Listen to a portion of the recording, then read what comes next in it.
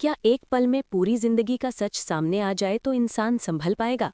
जब जरू को अपने पिता के बारे में ऐसा सच पता चलेगा जिसे सुनकर उसके पैरों तले जमीन खिसक जाएगी, तब क्या होगा? अगर आप भी ऐसे ही बड़े खुलासों और दिल को छू लेने वाले मोड़ों से जुड़ी हर नई जानकारी सबसे पहले पाना चाहते हैं, तो अभी इसी वक्त चैनल को सब्सक्राइब कर लीजिए और बेल आइकन दबाना बिल्कुल न भूलिए। आज की कहानी शुरू होती है उस पल से जब सरू के दिल में सालों से दबा एक ही सवाल फिर से जाग उठता है। उसका सवाल है उसके पिता को लेकर। बचपन से सरू ने अपने पापा का चेहरा नहीं देखा, उनकी आवाज़ नहीं सुनी और ना ही ये जाना कि वो कौन है, कहाँ है और कैसे हैं।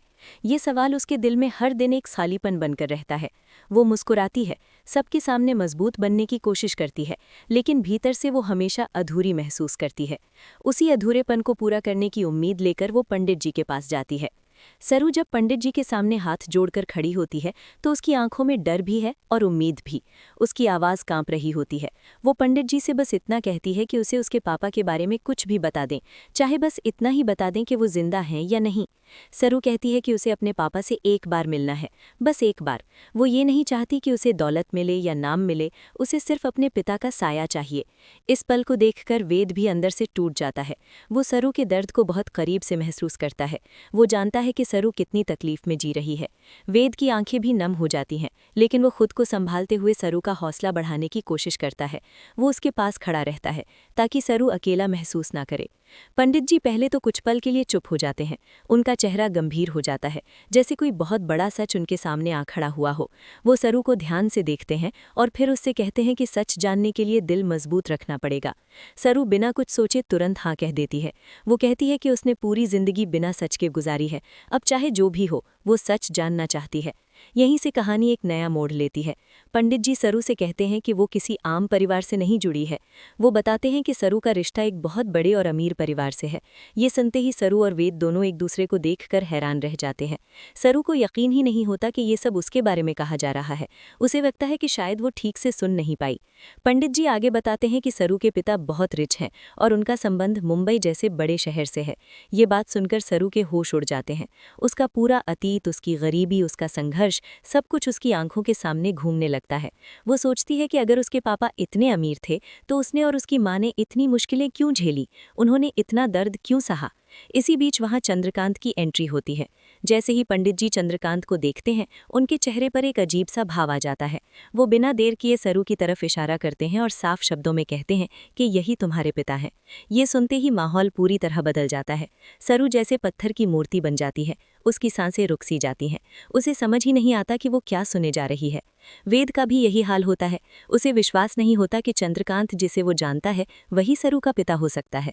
उसके दिमाग में हजारों सवाल एक साथ उठते हैं। वो सोचता है कि अगर ये सच है तो अब सरू की जिंदगी पूरी तरह बदल जाएगी, लेकिन क्या ये बदलाव खुशी लेकर आएगा या नया दर्द? सरू की आंखों में आंसू भर आते हैं।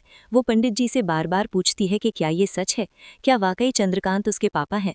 पंडित जी पूरे विश्वास के साथ हाँ कहते हैं। वो बताते हैं कि उन्होंने कुंडली और सारे संकेत देखकर ये बात कही है। उनके मुताबिक इसमें कोई शक की गुंजाइश नहीं है। सरू का दिल मानने को तैयार नहीं होता। वो चंद्रकांत को देखती है और उसे उसमें अपने पिता की झलक ढूंढने की कोशिश करती है। उसे याद आता है कि उसने अपने पापा को लेकर कितने सपने देखे थे।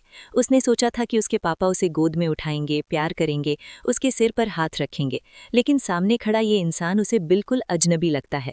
अगर आपको भी ये जानने की उत्सुकता है कि आगे क्या होगा, तो इस वीडियो को अभी लाइक कर दीजिए ताकि आपको हर नया अपडेट सबसे पहले मिल सके। चंद्रकांत भी इस खुलासे से पूरी तरह हिल जाता है। उसने कभी सोचा भी नहीं था कि अचानक कोई उसके सामने आकर उसे पिता कहेगा।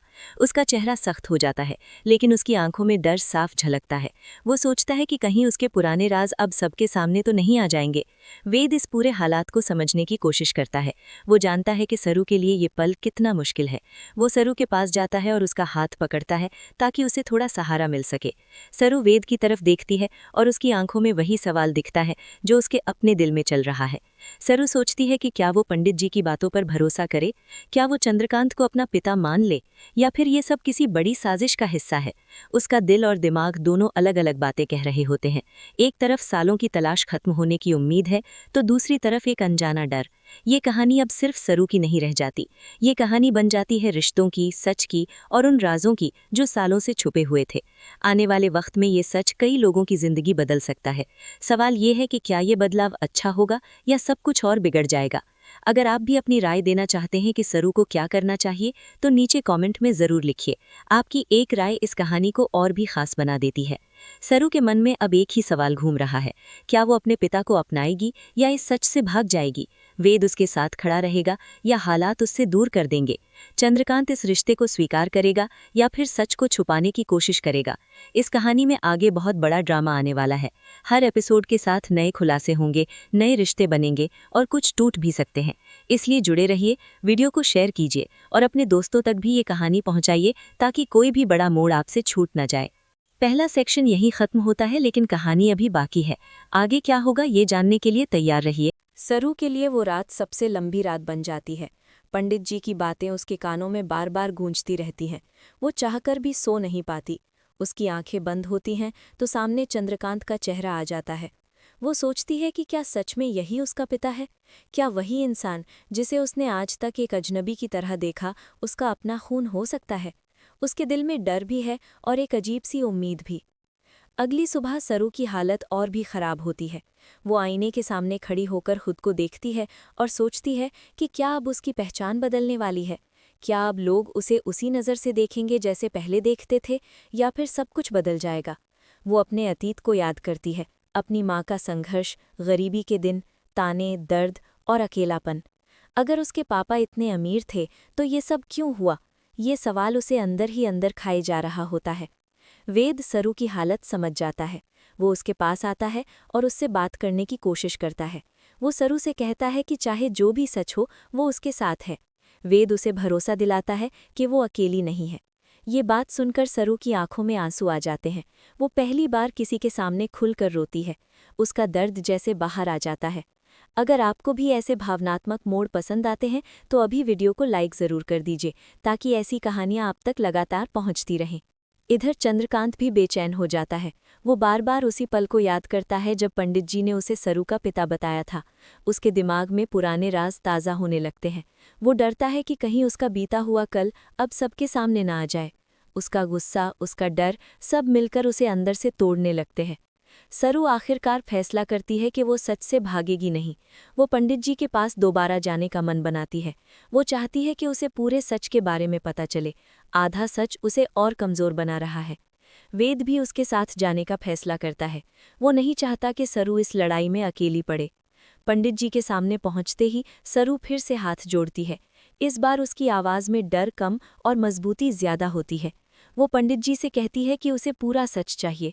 पंडित जी उसे बताते हैं कि ये कहानी जितनी सीधी लिख रही है उतनी है नहीं। इसमें कई परतें हैं, कई छुपे हुए राज हैं। पंडित जी बताते हैं कि सरू की माँ और चंद्रकांत का रिश्ता आसान नहीं था। हालात ऐसे बने कि दोनों अलग हो गए। चंद्रकांत ने मजबूरी में एक बड़ा फैसला लिया जिसका खामियाजा सरू और उसकी माँ को भुगतना पड़ा। ये सुनकर सरू का दिल और भारी हो जाता है।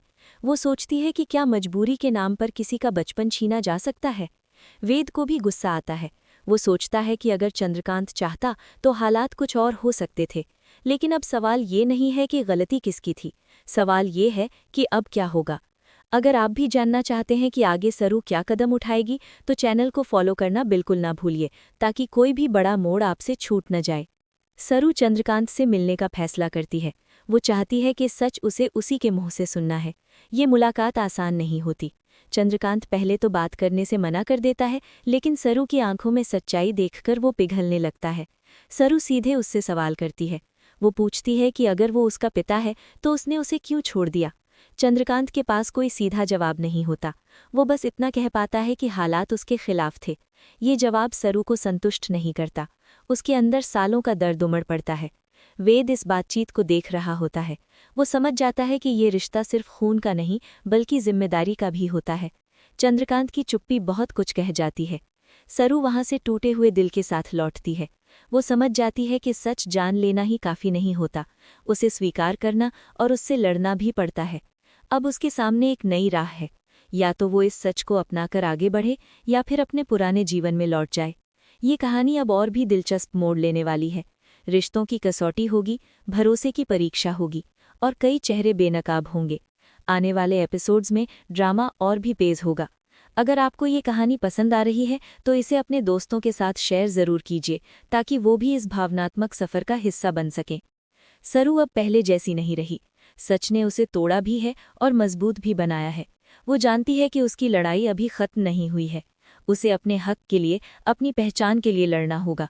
वेद उसके साथ खड़ा रहेगा या नहीं, ये भी वक्त बताएगा। आखिर में सवाल वही है, क्या सरू अपने पिता को माफ कर पाएगी?